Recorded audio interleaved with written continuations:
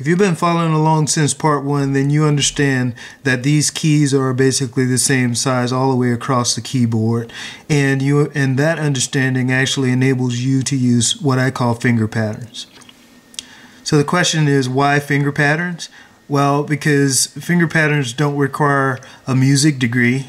And the second reason is because your right brain actually frees you to play what you feel instead of what you see. Now we'll talk a little bit more about the right brain and understanding what that means.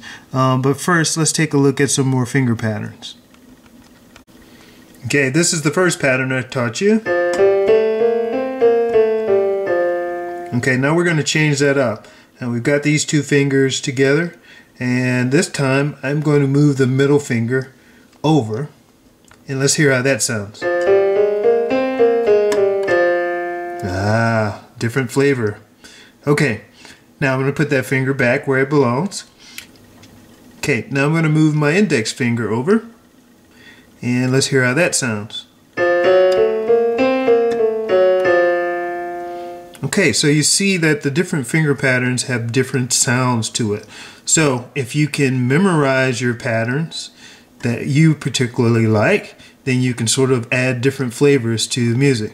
Now I'm going to do one more pattern, and this time I'm just going to move my index finger, and I'm going to move the middle finger, and I'm going to move the next finger after that over one. Each one of them moved over, and let's hear what that sounds like.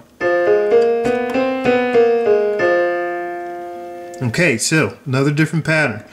Alright, so this is your standard pattern. Middle finger over. Index finger over.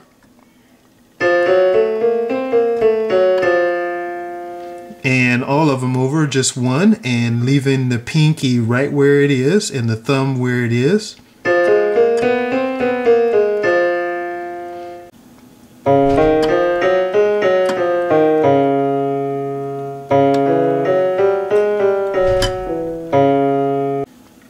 There's a reason why I'm not teaching you what the names of these scales are, and it has to do with the way your brain works. And so let's take a look at that right now. This book is called Drawing on the Right Side of the Brain, and it's actually a book about art, and it's got some very powerful lessons about how your brain works and how you can use it to unlock your creative potential.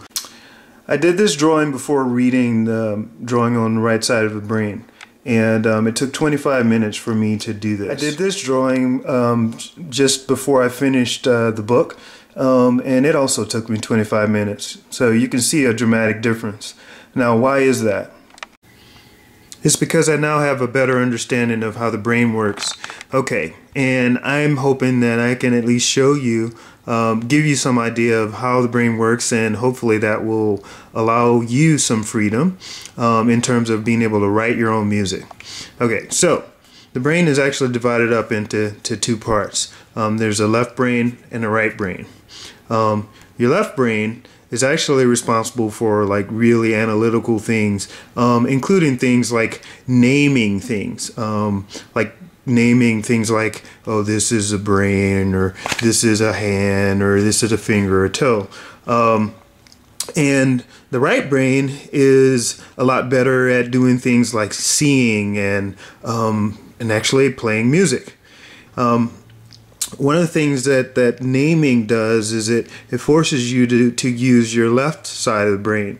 That's the reason why I don't name the scales that we're playing. I don't say, oh, this is a C minor, Q minor seventh, or any of that. The reason why is because the moment you start thinking about names, then you shift focus from your right to your left side of the brain. And this is a side of the brain that we don't want to be playing when we're trying to create. What we rather do is we rather be playing on the right side of the brain. And the right side of the brain does a much better job with patterns. And there's the reason why I'm trying to teach you finger patterns. Spend some time with your scales. Spend some time with your finger patterns. Do the 10 by 10 method, like I said, do it 10 times perfectly, and then let it go for a day, and then do that same thing for 10 days. 10 by 10 method. This is an excellent read. It's a very easy thing to read. And whether you're in music or whether you're trying to draw or whatever, I highly recommend that you take a look at this book. Okay, that's it. So this is the end of the series. I've really enjoyed putting together this series. Some of your comments and some of your questions have really been encouraging. Thanks for that. If this is the first time that you're looking at this video, then you may want to go back to part 1 and 2 of this series. Next I'm going to move on to actually writing music again, which is really the main purpose for all of this. So until next time, I wish you blessings. This is the time of Christmas, and maybe next time I'll put a Christmas song out and see how I kind of put that together. Until next time, my name is Kenneth. Peace to you.